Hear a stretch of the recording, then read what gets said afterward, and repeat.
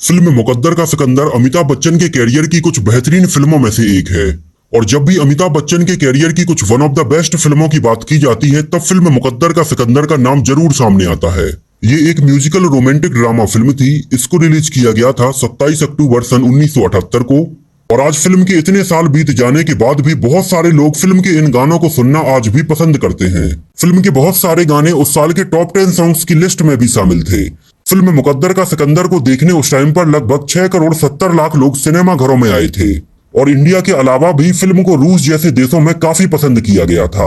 और उस टाइम पर रूस में भी इस फिल्म की लगभग 2.5 करोड़ से ज्यादा टिकट सेल की गई थी। पूरे 70 के दशक में सबसे ज्यादा पैसा कमाने वाली फिल्म थी शोले, दूसरे नंबर पर फिल्म थी बॉबी और तीसरे नंबर पर फिल्म थी मुकद्दर का सिकंदर। जिनमें से पहले नंबर पर फिल्म थी मुकद्दर का सिकंदर, दूसरे नंबर पर थी त्रिशूल, तीसरे नंबर पर थी डॉन, चौथे नंबर पर थी आजाद और 5वें नंबर पर थी मैं तुलसी तेरे आंगन की। और दूसरी तरफ प्रकाश मेहरा ने फिल्म देवदास की ही स्क्रिप्ट से कुछ इंस्पायर्ड एक दूसरी स्क्रिप्ट मुकद्दर का सिकंदर के ऊपर अमिताभ बच्चन के साथ काम करना शुरू कर दिया था, जिसके अंदर भी फिल्म देवदास के जैसा ही रोमांटिक ड्रामा रखा गया था। लेकिन ये फिल्म देवदास से काफी अलग थी।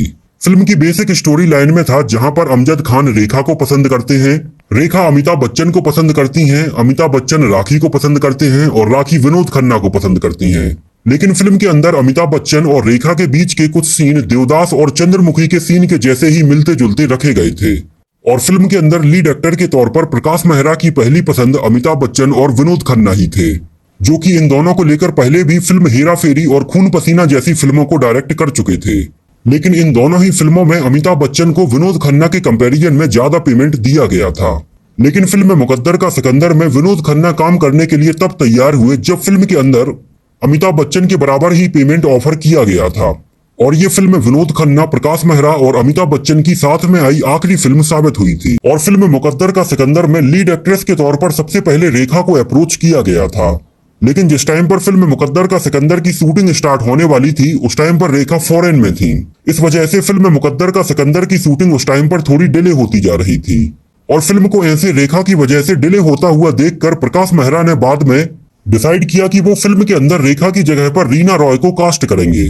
और जैसे ही ये बात रेखा को पता चली कि फिल्म के अंदर उन्हें रीना रॉय से रिप्लेस किया जा रहा है तो रेखा तुरंत इंडिया वापस आ गई और उन्होंने फिल्म की शूटिंग करना स्टार्ट कर दिया। इसके अलावा हमें फिल्म के अंदर अमिताभ बच्चन के साथ में राम सेठी कॉमेडियन प्यारे लाल के रोल में नजर आए थे, जो किरदार आज इतने सालों बाद तक भी लोगों को याद है। और फिल्म के अंदर अमजद खान हमें दिलावर के रोल में नजर आए थे, जो कि अमजद खान के द्वारा निभाए गए उनके कैरियर के कुछ one of the best roles में से एक साबित हुआ था।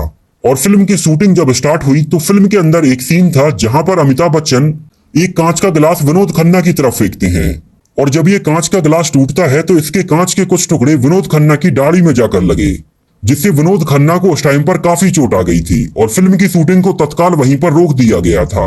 और बाद में कुछ दिनों बाद जब विनोद खन्ना पूरी तरह से ठीक हुए तब जाकर बाकी के सीन को शूट किया गया था। इसके अलावा फिल्म के एक बहुत ही पॉपुलर गाने दिल तो है दिल के एक सीक्वेंस को अमिताभ बच्चन और राखी के ऊपर शिमला की बर्फ के बीच में शूट किया जाना था। लेकिन जब इस गाने को शिमला में शूट किया जा रहा था तब उस टाइम पर राखी किसी कारण की वजह से शिमला नहीं पहुंच पाई थी। तो इस गाने को शिमला में उस टाइम पर अमिताभ बच्चन के साथ में राखी की एक बॉडी डबल के साथ शूट किया गया था। अगर आप इस गाने के सीन को गौर से देखेंगे तो हमें अमिताभ बच्चन के साथ में राखी का फेस कभी भी एक साथ दिखाया नहीं जाता है। दूर से ये हमें केवल एक दूसरे के साथ चलते हुए दिखाई देते हैं।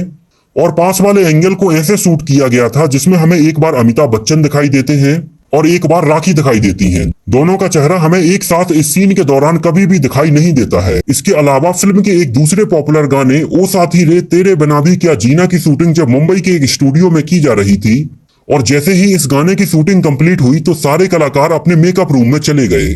लेकिन कुछ समय बाद वहां पर किसी चीज के बहुत जोर से टूटने की आवाज आई और सबने जैसे ही बाहर निकलकर देखा तो पाया कि जिस स्टेज पर यह गाना शूट किया गया था वो स्टेज अचानक से टूट गया है और एक बड़ा हादसा वहां पर होते होते बच गया है। शुक्र की बात यह थी कि जिस टाइम पर यह स्टेज वहां पर टूटा उस टाइम पर उस स्टेज पर कोई भी मौजूद नहीं था और इस एक्सीडेंट में किसी को कोई भी चोट नहीं आई थी।